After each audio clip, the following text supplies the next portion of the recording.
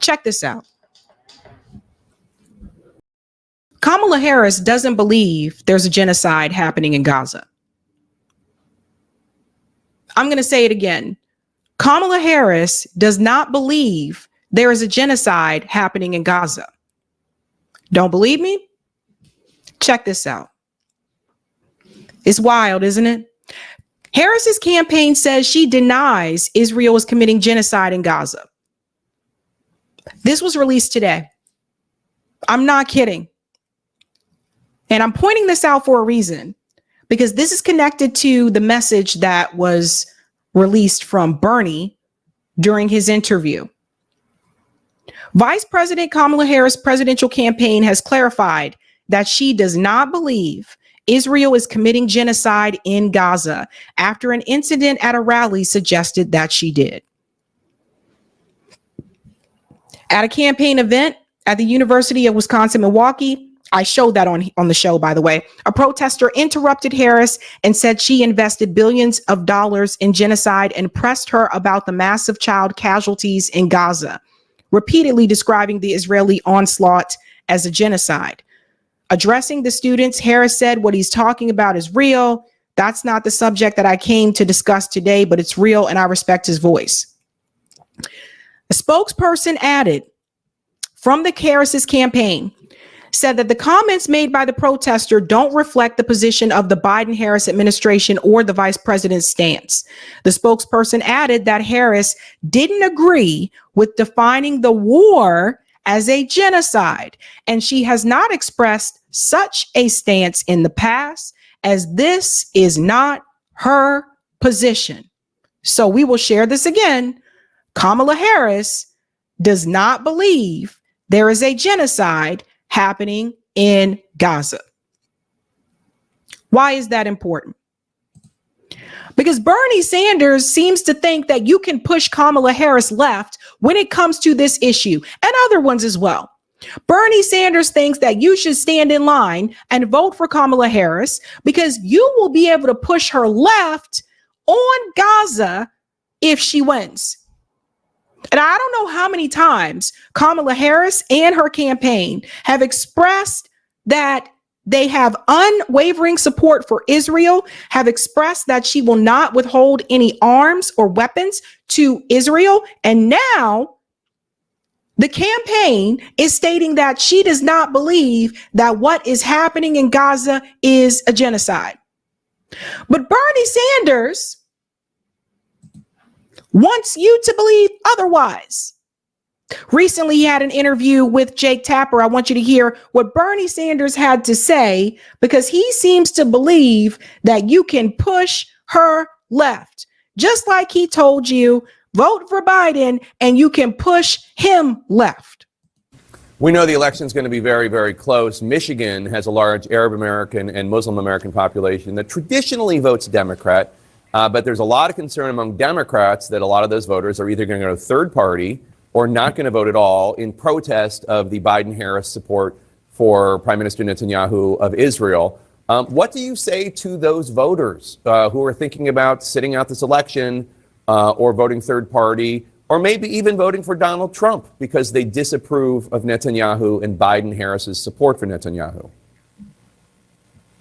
Well, what I say in my own view is, as I'm sure you know, I happen to believe that Hamas is a terrible terrorist organization that attacked Israel on October 7th. Israel had a right to respond, but it did not have the right to go to war against the entire Palestinian people, kill 42,000, injure 100,000, and destroy almost all of Gaza. That they don't have a right to do.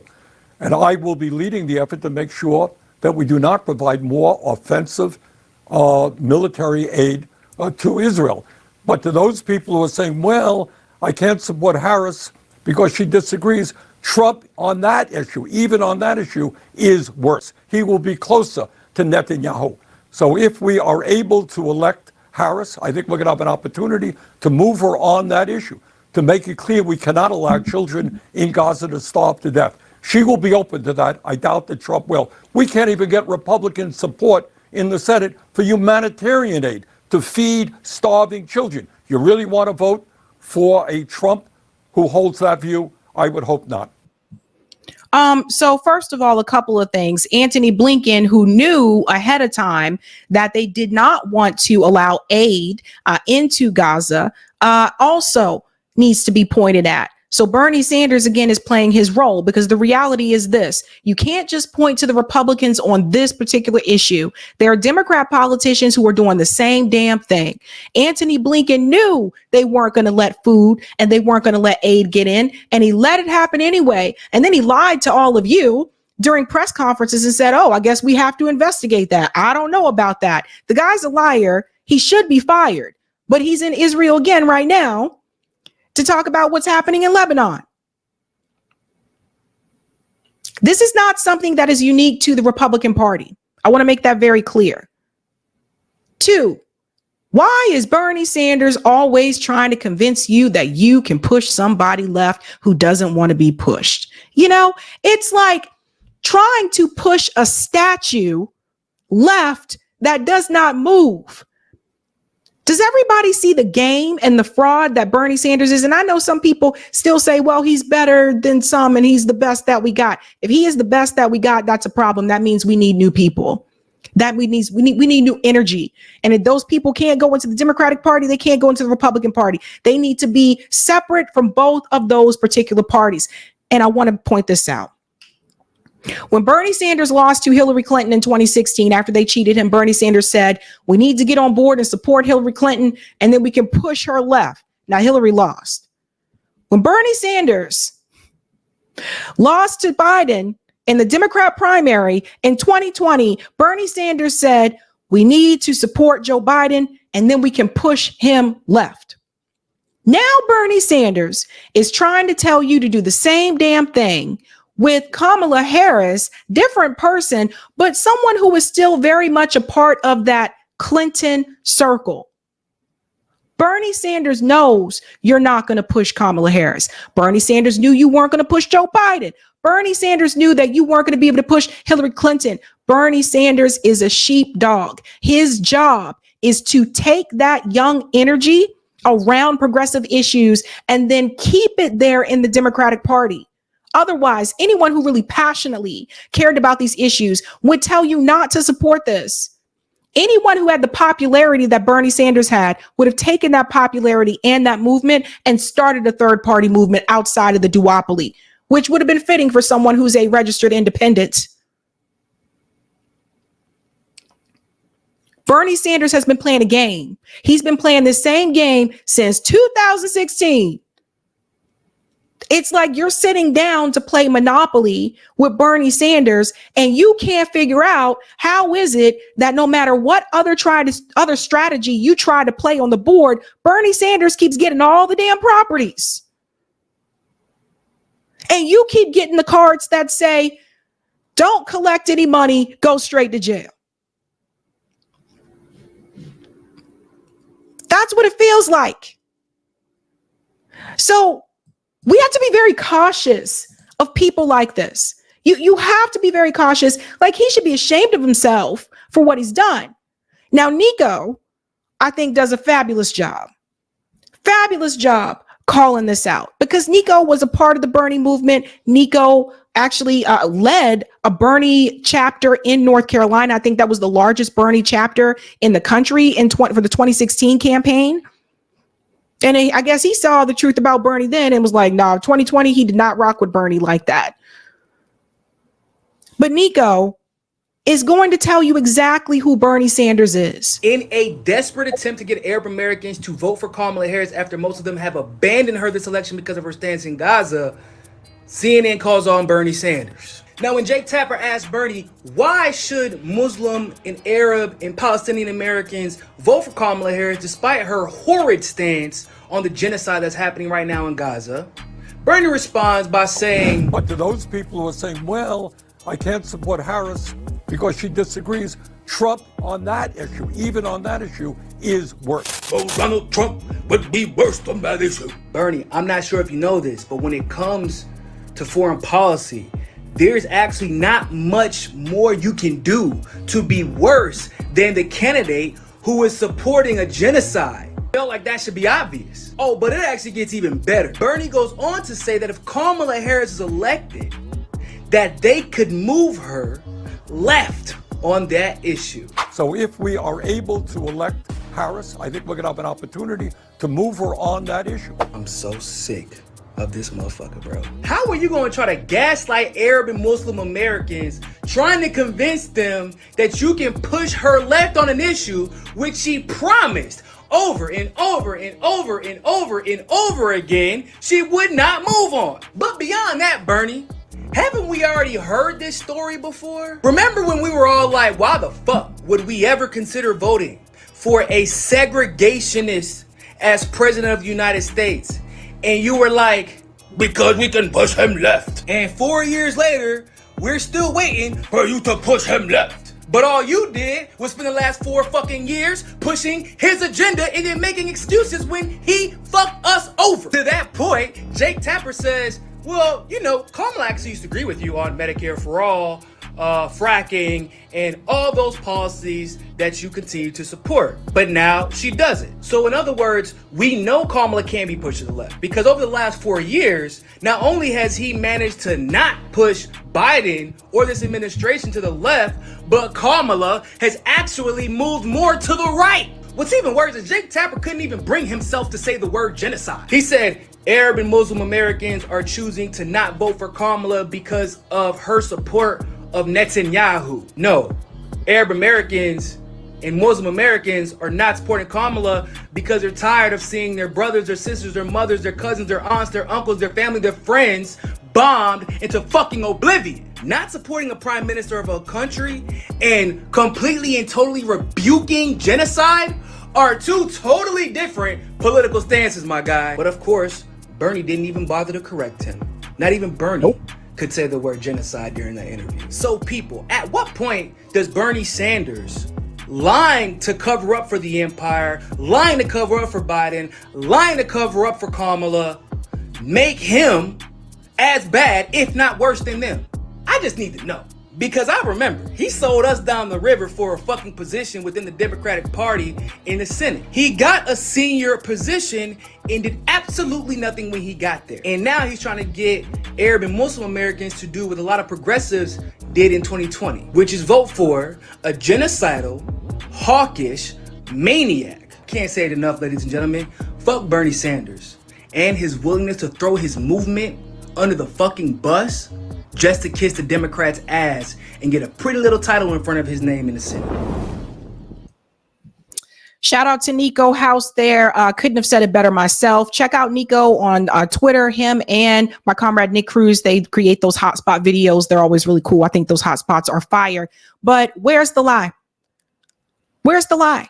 And so people continue to fall for this charade of Bernie Sanders, right? So he is there to keep you where you are. Support Kamala. But it's not just Bernie. That's sellout number one. Now we move on to sellout number two. And this guy's name is James Zogby. James Zogby is the founder of the Arab American Institute. Now I want you to watch James Zogby sell out his whole damn people because the Democratic Party told him to. Now look what happens to James. And James is getting ratioed on Twitter right now. They are coming after James. This is a thread. After I posted this, folks have been having fun with a one-sided conversation of accusing me of being a sellout, ignoring genocide, or a mouse in a hole coming out for crumbs, etc. My response, I've been fighting with this White House all year, and I'll vote for Harris, and here's why. Now let me show you what he said. Kamala Harris reaches out to Arab Americans in Michigan. Might be late for some, but as our moms taught us, better late than never. Thank you, VP Harris, for reaching out, calling us by name, and your note of concern and compassion for the Arab people of Palestine and Lebanon. So sellout number two is James Zogby, founder of the Arab American Institute. James says it's better late than never when it comes to genocide. James thinks that it seems to be okay or just enough that Kamala Harris has spoken to Arab Americans in Michigan. But James seems to be completely fine with this administration and Kamala Harris not willing to withhold weapons from Israel and continuing to kill their people. Makes you wonder what was offered to James. James is selling out his own people to support Bathtub Green's genocidal, warmongering, neocon, Liz Cheney ass kissing Kamala Harris. Selling out his whole damn people. James, I told you, there's always one. Despite my deep differences with this administration having enabled genocide, with a dim president in the White House, we can continue to work with our progressive coalition allies to suspend aid to Israel. We have dim partners. The party of Trump is dominated by the religious right. So let's highlight this here. We have dim partners. Partners that kill your people. He goes on to say, if you notice this here as well, deep differences. I do want to highlight this as well. He said deep differences with this administration. Deep differences is not genocide. Oh, it's just, we just got this deep difference of genocide. Either you're for humanity or you're not. Here he goes. We can't let Trump near the White House again.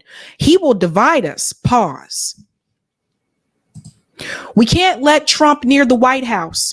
He will divide us, James is telling you. You mean the same way that people have been divided under the Biden administration? This is not to say there wasn't division under Donald Trump, but there was division under the Biden administration too. And didn't Biden tell you that he was running on the soul of this nation? Don't Arab Americans and Muslim voters feel divided right now? Donald Trump's not president right now. I thought Joe Biden and Kamala Harris were supposed to bring everybody together. Isn't that what they were running on? Like, this administration is damn near giving Israel the tools and the ability to genocide your entire people. And you don't think there's differences, there's division right now. What did they offer to James? He goes on to say he will divide us, enacting policy harming immigrants, Arabs and Muslims, women's rights, civil rights, the environment, the very principle of democracy. He's telling you that Trump is going to implement all these policies to harm immigrants, Arabs, and Muslims. The Biden-Harris administration issued a whole damn genocide against your people. But I guess that's not harm.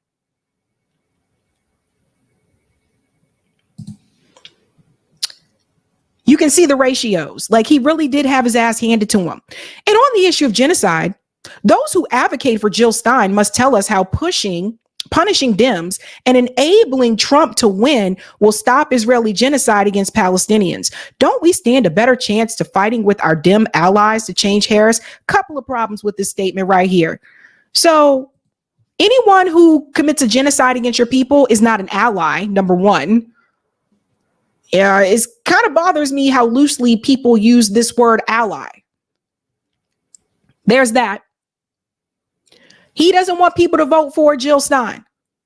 He wants people to vote for the administration that is actively killing and genociding the people. That tells me that he doesn't understand the strategy. He doesn't understand the goal to try to get to the 5%. He doesn't understand, or he does understand, and he's just being a damn clown. James Zogby, ladies and gentlemen. James Zogby wants you to believe that you're going to be able to change Kamala Harris's mind about giving Israel weapons, even though she's told you multiple times she will not. And by the way, if she wins, you guys can't get mad and say she's not withholding arms from Israel, because she has continued to tell you over and over again that she will not.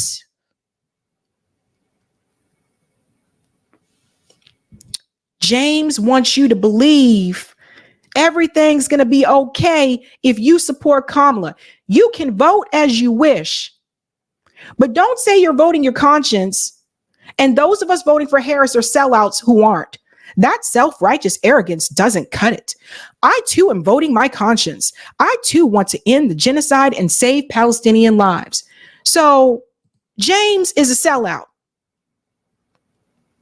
And the ratios on those tweets show you how much James is a sellout. Can we go to part 2, Eric? You got Bernie Sanders selling out. You have James Zogby selling out his own damn people. I mean, we've seen Bernie do it before, but now you got James. Anything to help the Democratic Party. And then when you see the story that I cover on, wait till you see the story I'm going to cover Thursday, because it gets worse. Now, Bernie Sanders and James Zogby, they want you to believe that you can move this person left. This is coming from the Kamala Harris's campaign. There are people that phone bank for candidates. Some of you may have done this before for Bernie. Check this out.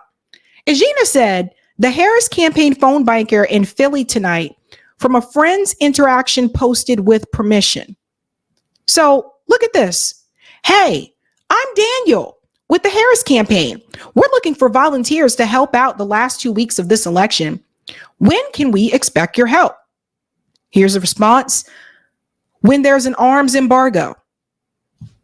Daniel says, yeah, I've heard that before. You do realize that Trump moved the U.S. embassy to Jerusalem explicitly to emphasize his belief in a Jewish ethno-state, right? Let me comment on this for a second. True. And there were many of us that called that out at that point in time. But I also noticed that Biden and Kamala Harris didn't move that embassy back either. And now why is that? That's because Joe Biden totally agreed with moving the embassy.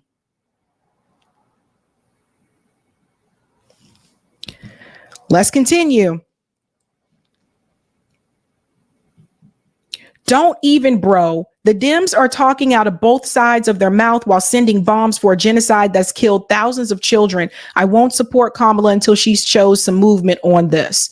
Response: you can just say that you want Trump to win. It's less words. You can deflect. LMAO, no embargo, no vote.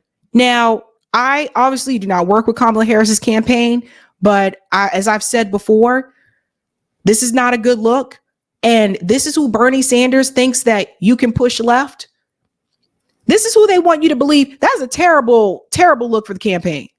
I don't know who's running this, but that's a terrible look. Terrible response. And then there's this. This gentleman, Ahmed, went to a Kamala Harris rally. And we'll show you how much they really want to hear from Muslim American voters that are not already a Democrat Party delegate or deeply entrenched with Democrat Party leadership or have relatives that are Democrat politicians. Listen to what happened to this guy. Hello everyone, my name is Ahmed A.G. Ghanem and I am a former congressional candidate here in Oakland County. This is Royal Oak, Michigan. I live 5 minutes away from here. I came here to attend the rally for Vice President Harris. I went through security, they got my name, they gave me my seat. Then after 10 minutes, the staffers for Harris came and kicked me out of the venue. And I asked, why are you kicking me out? I didn't do anything. They didn't want to provide any reason, and they just threatened me to arrest me and bring the police if I don't move. As you see me, I'm not dressed in a kufiya. I don't have any logos or signs or anything on me. I'm just dressed normally. I was just, sitting like anyone sitting there. And out of the people sitting there, out of the, I think around 200 people sitting there, they picked me up and told me, come with us, and they kicked me out. I guess, and I was not protesting. I didn't have any signs on me. This is really surprising to me, except for because it's a racial profiling, because you are a Muslim and Muslims are not allowed in her rally, I guess. In 2016, as Muslims, we used to get kicked out of Trump rally. Now we are kicked out of Harris's rally. And I want you to understand this, and I want you to know what happened. They know me very well. I ran here. I get 13,000 votes here in this county, in this city. So everyone here in the city from the Democratic Party, they know me very well. And I guess because I was probably the only Muslim there today, this is why they kicked me out, and they don't want to listen to anyone. I was not even planning to talk. I was going to listen because it's my city. I was sitting here, and this is what happened from the so-called Democratic candidate. And it's not the first time that it's happened. We covered another story before. There were 3 Muslim American women and they were right at the door, and they had their phones recording, and they would not let them in. They had actually already bought their tickets, and they told them that they could not come in because they had the hijab. And I've covered that on this show before. So what's important that this guy said is that he went from getting kicked out of Trump rallies in 2016 to now getting kicked out of, or 2015, to now getting kicked out of Kamala Harris rallies. But this is who, Bernie Sanders and James Sabby want you to believe that you can push Kamala Harris left on this particular issue. And I just want to close it with this again for those just joining. Very important that you understand this. Kamala Harris's campaign is denying that there is a genocide happening in Gaza. If she does not believe there's a genocide happening in Gaza, you know damn well she is going to be nowhere near to even think about withholding any type of arms from Israel. These people believe they're donors, and that's who they answer to. Kamala Harris gets money from the Israeli lobby, and that's who she answers to. So why would she withhold any weapons? And for all the people telling you, you can push her, these people, especially the ones who have been doing this for quite some time, they know better. They know that who funds you runs you. So anybody still telling you that, these people are lying to you.